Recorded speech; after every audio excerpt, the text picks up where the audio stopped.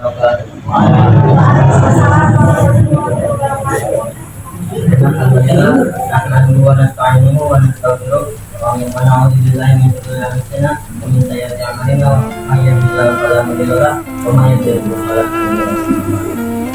ayat dengan surah Jawa Astagfirullah ayat yang asli berubah. Saya melakukan masalah dari ini untuk semuanya ala hadina Rasulullah Muhammad sallallahu alaihi wasallam pada kerajaan dengan terima kasih. Jadi di sini saya ada tugas dari sekolah untuk berfoto sebentar. Jadi pernah diceritakan bahwa dahulu kala seorang gubernur bernama Abdul Malik bin Marwan, beliau merupakan salah seorang khalifah Daul Abbasiyah. Sebelum beliau menjadi gubernur, beliau bertanya kepada salah seorang rakyat, bagaimana cara pasukan Arab menaklukkan kota ini? Apakah masih ada yang hidup hingga saat ini di antara orang-orang yang menyaksikan kejadian itu? Lalu di antara orang tersebut hanya ada satu orang yang menemui Abdul Malik bin Marwan. Beliau mengisahkan dahulu beliau adalah seorang Bizantium, rakyat biasa. Ketika pasukan Arab ingin menginvasi, ingin meluruskan kota tersebut, temannya dengan dirinya, temannya ini dia bangsawan Bizantium. Jadi mereka di sana sedang bermain, lalu melihat pasukan Arab di luar di belakang. Lalu seorang temannya ini yang bangsawan, kita harus mengajak stand, karena beliau melihat bahwa orang Arab ini sebagian besar itu orang Yaman. Jadi mereka ini kekurangan, mereka menaklukkan kerajaan Bizantium ini itu tidak dengan senjata-senjata yang hebat. Mereka berpakaian berkaus tebing, tendanya seperti tidak layak untuk dihuni. Mereka penasaran, lalu mereka keluar dari tembok itu dengan menggunakan kuda. Lalu ketika sampai di sana, mereka melihat ada seorang orang Arab. Lalu orang pasukan muslim ini, beliau ini menyadari ada yang memperhatikannya, lalu dia ini langsung mengambil tombaknya yang ditancapkannya. Lalu beliau langsung menaiki kuda tanpa pelana. Beliau ini langsung mengejar kedua anak tersebut, dan kedua anak tersebut lari menuju ke dalam benteng. Tetapi sayangnya salah seorang teman ini yang dia adalah darah kerajaan itu tertusuk oleh pasukan muslim.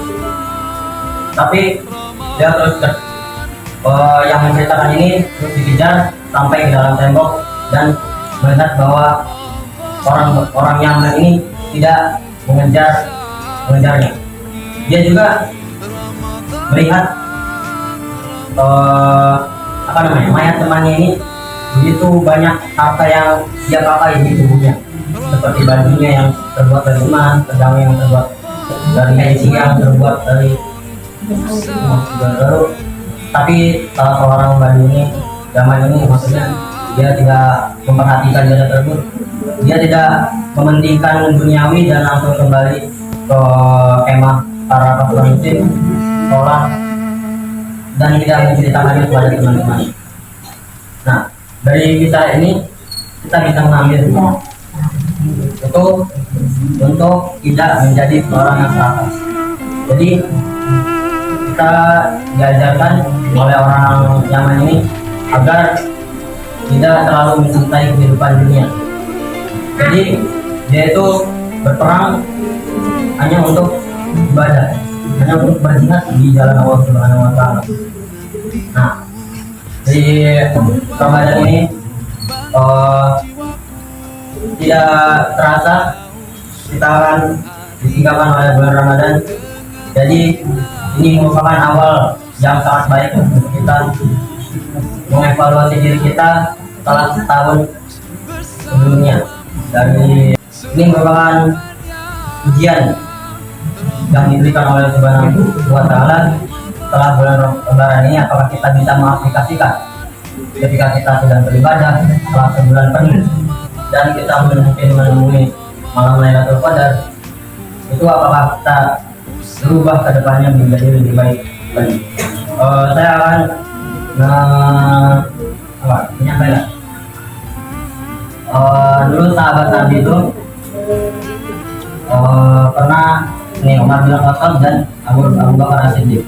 Jadi ketika itu ketika Umar ini mengeluarkan hartanya di jalan Allah Taala, dia mengeluarkannya sekitar setengah dari seluruh hartanya. Dan ketika itu Nabi menyadarinya. Nabi langsung berkata kepada Umar tersebut, apakah kamu masih ada tersisa keluarga? Ya, aku cukupkan harta itu untuk keluarga. Lalu ternyata Abu Bakar ini menyedekahkan seluruh hartanya hanya untuk Nabi, hanya untuk jalan Allah. Lalu Nabi berkata, apakah kau tidak kekurangan harta Abu Bakar? Dia menjawab, Abu Bakar, Allah pasti selalu mempunyai jalan agar hamba bisa hidup di dunia ini. Jadi kita juga diajarkan bahwa sedekah itu tidak perlu diomong-omong.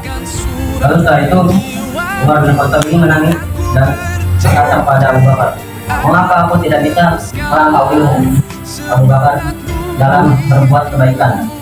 Di sini juga kita diajari untuk berlomba-lomba dalam kebaikan, yaitu dengan cara ketika kita bersedekah itu kita tidak boleh ngomong ke orang lain, terus kita juga harus tersenyum dan tidak menyakiti perasaan orang lain tersebut ketika kita sudah memberikan harta kepada orang tersebut. Jadi semoga kita berhasil menjadi lebih baik jika menemui Lebaran selanjutnya, dan semoga kita dapat menjumpai bulan Ramadan tahun depan. Jadi yang dari saya, assalamualaikum warahmatullahi wabarakatuh.